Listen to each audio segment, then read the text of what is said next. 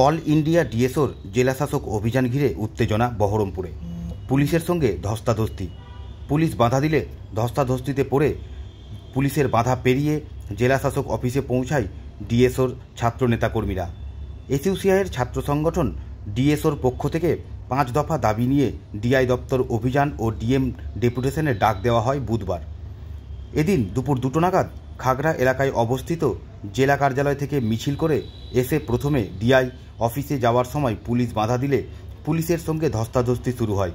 ধস্তাধস্তির পর জেলা শিক্ষা ভবনের গেট পর্যন্ত পৌঁছায় নেতাকর্মীরা। এরপর সেখান থেকে জেলা শাসকের অফিসে ডেপুটেশনের জন্য পৌঁছায় তারা।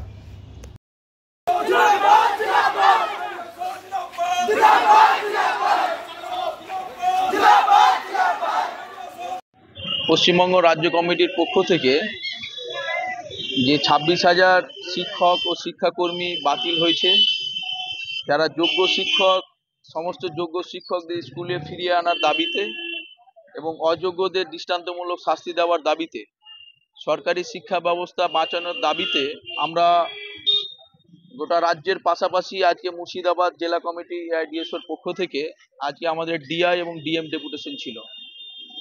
সরকারি শিক্ষা ব্যবস্থাটা যে আজকে বেহাল অবস্থা, টাকা যার শিক্ষা তার, সরকার এই নীতি চালু করছে।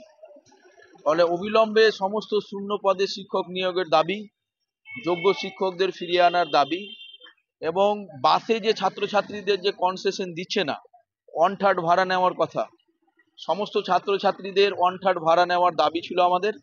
এবং নদী পথে যে খেয়া পারাপারে যে ছাত্রছাত্রীদের কোনো কনসেশন দিচ্ছে না, সেই সমস্ত ছাত্রছাত্রীদের কনসেশন দেওয়ার দাবি এবং কৃষ্ণনাথ কলেজকে অক্ষুণ্ণ রেখেই মুর্শিদাবাদ জেলার পূর্ণাঙ্গ বিশ্ববিদ্যালয়ের দাবি ছিল আমাদের।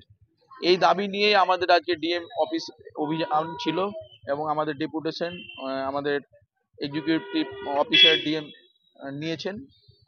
ফলে আমরা ডেপুটেশন দিয়ে মাত্র আসছি। উনি বললেন যে আমাদের সমস্ত দাবির সঙ্গে উনি একমত হয়েছেন। বলেছেন যে জেলার কিছু যেহেতু বাসে কনসেশন এবং খেয়া পারাপারের বিষয়টা উনিরা সরাসরি দেখবেন এবং আমাদের যে দাবিগুলো রয়েছে সেটা তো রাজ্যের সরকারের যে অব্যবস্থা এবং তার যেহেতু দাবি, উনি বললেন যে আমরা আপনাদের দাবির সঙ্গে একমত, আমরা এই দাবিগুলো সমস্তটাই নবান্নে পৌঁছে দেব।